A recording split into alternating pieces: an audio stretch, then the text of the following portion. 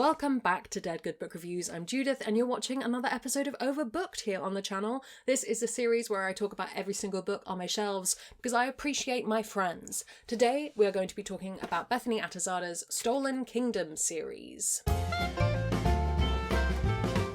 I own book 1 in this series, The Stollen Kingdom, physically. The other 3 I read on Scribd, not sponsored by Scribd. Regardless of where books come from, nobody's paying me to talk about books except my patrons, and all opinions are my own. I'm going to keep this as spoiler-free as humanly possible. If you do want to go in knowing absolutely nothing, pause the video, come back when you've read the books, we'll talk then. And lastly, I will link the story graph for the series down below in case you want to check out any user-generated content warnings. I will throw one out there for mind control. I know mind control can be something that gets people a little bit in books, so bear that in mind. That does feature in these. I'll also say that there are people doing some kind of work across from my house. If you hear saws and things, that's what that is. This is a 4-book YA fantasy fairy tale retelling series from author, writing coach, author tuber Bethany Atazadeh. They released between 2019 and 2021. The books are The Stolen Kingdom, which is a loose Aladdin retelling, The Genie Key, which is a loose Little Mermaid retelling, The Cursed Hunter, which is the shortest of all of them and is a loose Beauty and the Beast retelling, and The Enchanted Crown, which is a loose Sleeping Beauty retelling. So just to do book 1, because that won't spoil everything else, Aladdin retelling, very loosely, princess runs off when she's about to be married off to a man that she doesn't enjoy, meets a what's the word? Street urchin, riffraff, street rat, I don't buy that kind of character. And they go off on an adventure, but this is a world with djinn and magic and all sorts of stuff going on. It's not a direct one-to-one retelling, none of them are, but they do feature elements from the stories. I will also say that all the books follow different characters, but different characters in the same plot arc, so you do need to read them in order. I do recommend that you do that, even if you are a person who prefers Beauty and the Beast to Aladdin, for example. They are one plot overarching, but they follow different characters and different pairings. Skipping to the overall, I think these are very fun, very easy to read books that don't have too much stuff going on in them. There's a little bit of conflict, but broadly speaking has the sense that everything will turn out all right in the end. It's not quite Mamma Mia the movie levels of nothing bad will ever happen to anyone here on this lovely Greek island. There are some consequences, there are some stakes, but it is one of those books where you just kind of know everything's gonna be fine. These are YA fantasy romances, so let's talk about the romance of it all. I actually did enjoy the majority of the romantic pairings in these. I think the most interesting one was probably the Genie Key, the Little Mermaid one, because it did not go where I was expecting it to go, and I appreciated that. It was one of those things where, in hindsight, you go, well, yeah, of course that's where this romance plot went. But at the time, I was surprised, and I appreciated that in books that were otherwise quite predictable, really. I also thought there were some cool world-building elements. I liked the way that all of these different fairy tales existed in the same world, but managed to not just sit on top of one another. We very much have a sense of the kind of underwater kingdom existing and being its own thing, but having interaction with the above-ground world. I think possibly the most interesting one for that for me was The Enchanted Hunter, because it just brought in an element to the story of the fantastical that we had before, but not quite so explicitly, and I very much enjoyed that aspect. I didn't actually give you the story of why I owned this first book and how it came to be in my possession. This was actually a pick from a dear friend Kerry as one of our Space Sirens book club reads, way back when, probably in 2020, I think.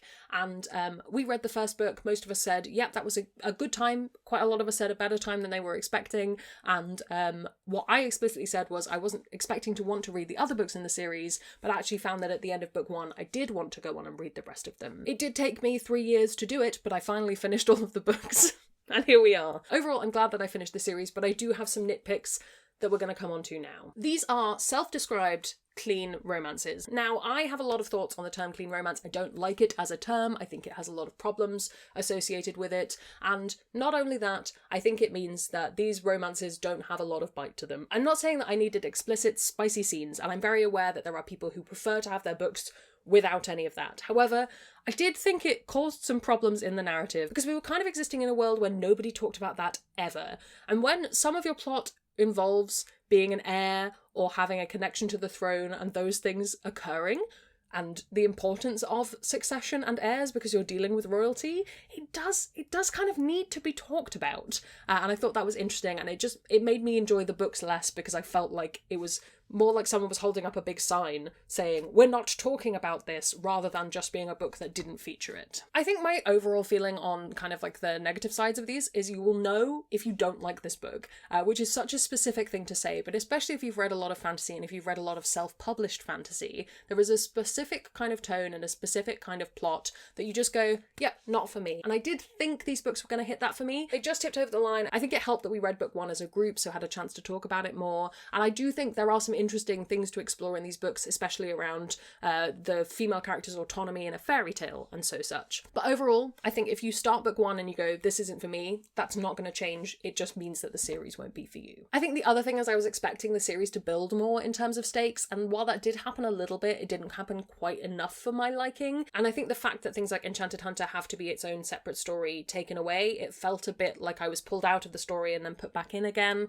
and it lost some momentum a little bit, so bear that in mind if you're planning on reading these. And lastly, of course, if you don't like mind control, if it's not something you get on with in books, not going to be a series for you. There's a lot of mind control in this. In terms of comparisons, I have read and reviewed so many fairy tale retellings, loose and otherwise, on the channel. I will make a playlist and I will link it in a card somewhere so that you can go and check those out. I think my favourite currently is Bryony and Roses by T. Kingfisher. That has remained a steadfast fairy tale retelling favourite for a very long time. So yes, if you're in the mood for that, if you've not been completely burned out in the last few years, that's what I would check out. Should you read the Stolen Kingdom series? I think they would make good holiday, aeroplane reads, kind of books that you just read all in one go. They're the kind of series I could see myself reading if I just needed something a little bit mindless. That's kind of where I've landed on it. However, I do have a lot of books that fit that category for me that I would pick up before I would pick these up. However, I'm really interested to hear what you think, if you've read these or if you've read anything similar, if you have books that have that kind of I like this, but it's not doing anything wild for me kind of series. I'd love to hear as well. Not necessarily as a recommendation, just as an interesting thought. Let me know all of your thoughts down in the comments below. While you're down there commenting, if you haven't already, please do subscribe. It makes me feel loved and appreciated.